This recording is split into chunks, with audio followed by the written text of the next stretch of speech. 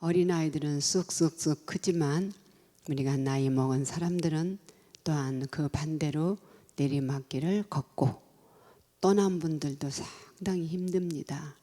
그래서 부처님께서는 이 세상을 고해 바다다라고 하고 또한 사바 세상이다라고 합니다. 그리고 이제 떠나고 나면 우리는 눈으로 확인을 해서 사물이 눈에 보이면 이딱하고 눈에 안 보이면 없다 합니다. 그와 같은 대상들이 소리나 촉감이나 냄새나 맛이나 똑같이 오감을 통해서 인지하는 것은 우리가 있다라고 개념화되고 인지가 안 되는 건 없다 합니다.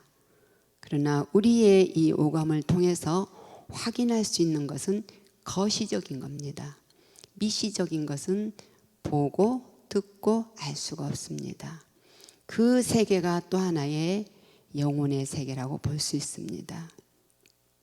그러면 우리가 이 나무가 보이는 이 나무는 둥치와 줄기와 이파리 또 꽃 열매입니다. 우리는 압니다. 이 나무가 땅 위에 올라온 것만이 나무가 아니고 뿌리가 있어서 이 나무는 존재한다는 걸 압니다.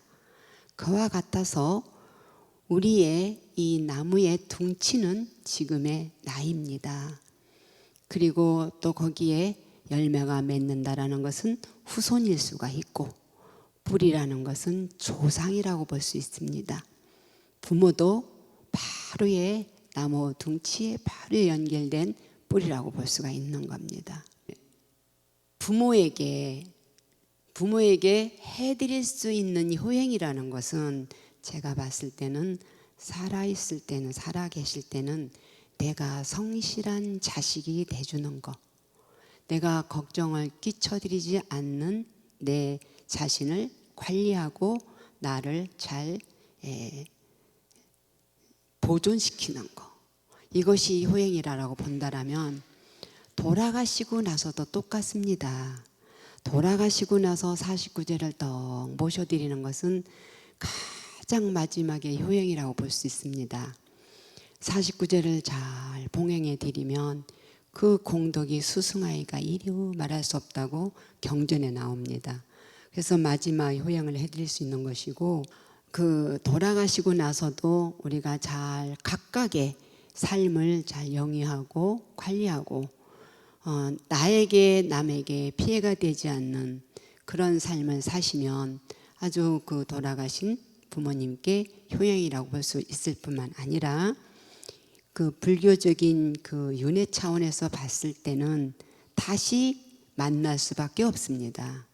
그래서 49제를 모신다라는 것은 그 첫 번째 의미가 효행을 마지막으로 할 수 있다는 거, 두 번째는 그 관계에서 내가 부모에게 잘했던 못했던 그 심경을 또한 서로가 얽혔던 그런 감정들, 감성들, 느낌들을 다 정리해 드리는 것이 49일 동안이고 49제입니다.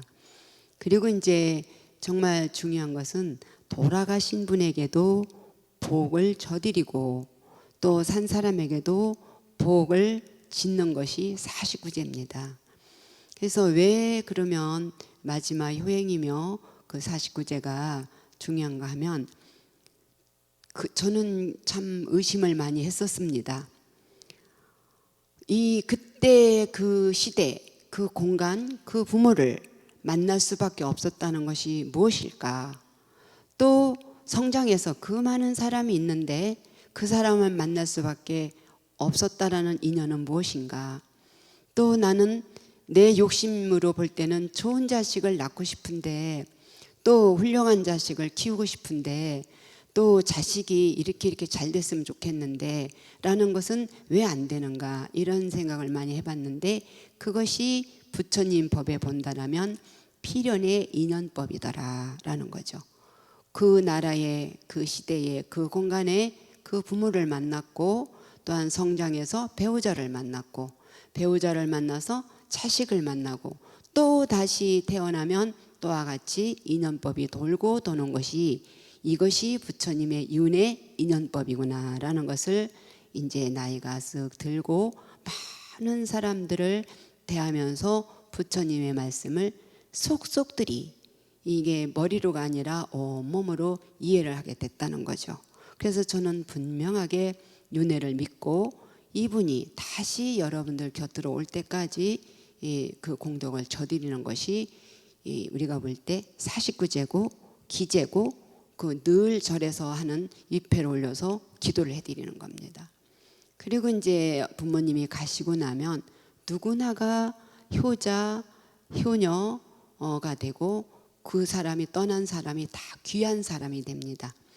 떠나고 나면 그분의 좋은 것만을 우리는 상기시켜서 서로가 논의하고 추억을 또 있을 때 기억을 상기하지 그분의 부정적인 거 말을 안 하게 됩니다. 그랬을 때에 그 부모에게 참여할 수 있는 시간, 또 고마워할 수 있는 시간, 또 부모님을 중심으로 같은 형제들끼리 이렇게 저렇게 부모에게 우리가 컸다라는 얘기를 할 수 있는 그렇게 해포를 풀어낼 수 있는 그 기간이 또한 49제가 아닌가라는 생각이 들고요. 그리고 떠난 분이나 남는 분이나 복이 있어야 됩니다. 복이 있어야지 이 숨을 쉬는 분이나 안 쉬는 분들이나 부드럽습니다. 그래서 여러분들이 기가 막히게 제비를 갖다 주시면 이 법룡사를 돌아갈 수 있도록 여기에 활용이 되고 떡집에 채소집에 쌀집에 꽃집에 여러 사람에게 그 제 공덕금이 여러 군데로 나눠집니다. 그래서 결국에는 우리가 복을 충분하게 저드리는 겁니다. 그래서 이 법룡사에서 49제를 지내드리는 분들은 제가 볼 때는 수승한 근기이시고 수승한 그런 선택된 복량이 있는 분이고 영혼이 굉장히 성숙된 영혼이다라고 생각이 듭니다. 합니다. 왜냐하면 이 법룡사는 많은 스님네가 상주하고 이 법룡사를 일으킨 그 스님네가 역대로 정말 훌륭한 분들이 모여서 미래를 우리 여스님네들의 비구니 스님네들의 미래의 발전을 기해서 창건해 주셨고 그리고 많은 스님네가 여기에 좋은 일을 많이 하며 상주합니다. 또한 이렇게 신심이 장하고 또 복도 많은 이 합창단들이 이렇게 조가를 불러드리는 그 49제가 많지 않습니다. 제가 반세기를 넘게 살았는데 조가를 한번 청해서 이렇게 영가님께 들려드리려면 엄청히 그게 섭외 과정부터 어렵습니다. 여기에서 이렇게 조가를 불러드리고 또한 후손들이 이렇게 따뜻하게 제를 모셔드리고 스님네가 정성을 다해서 제를 모셔드린다면 내 영혼이라도 어떻게 감사하지 않겠습니까? 정성입니다. 지극한 정성스러운 마음을 몸에 담아서 경전 한 구절을 읽어도 지극하게 하면 삼천대천 세계에 꽉 차는 것이 부처님의 광명이고 부처님의 경전의 그 에너지입니다. 그건 저는 믿습니다. 그게 있어요. 저기 어느 스님이 죽었어요. 왜 죽어서? 나무찜을 너무 많이 지어서 불러갖고 죽었어요. 그런데 가만히 누워서 들으니까 그 노트는 내 거야. 그 책도 내 거고 그 옷도 내 거고 그 단주도 내 거야. 막 그러는 거예요. 그래서 이 죽은 스님이 발길로 그 스님을 뻥 차면서 왜 내게 네 거고 왜 내 단주가 네 거고 내 옷이 왜 네 거고 하고 살아났어요. 그 스님이 살아나서 보니까 이제 죽었다고 연부를 하는데 친구 스님이 네가 잘 정리해놓은 그 공부 노트도 내 거 가져야 되겠고 네가 단주를 돌리던 것도 내가 가져야 되겠고 네 옷도 내 몸에 맞으니까 가져야 되겠어. 그 생각을 하면서 연부를 하는 거예요. 경전은 익대 마음은 그 생각을 하는 거예요. 그래서 이 스님이 펄떡 일어나서 왜 내 거가 네 거고 하고 병풍을 펑 차고 살아났어요. 이제 그 기록에 있는 건데, 이 스님이 그때부터 참 모든 그 경전 같은 거를 지극하게 공부하면서 이제 선사 그 강사가 됐던 내용이 뭐냐면, 당신이 어느 날 죽었다는 거예요. 죽어서 떡 보니까 이게 이제 분리가 되잖아요. 이 신체와 영혼이 분리가 딱 됐는데, 이상하다. 내가 저기 있는데 왜 안 움직이지? 내가 분명히 저기 있는데 왜 안 움직이지? 아무리 할래도 안 움직이더라는 거예요, 자기가. 그래서 했다 모르겠다. 심심하네.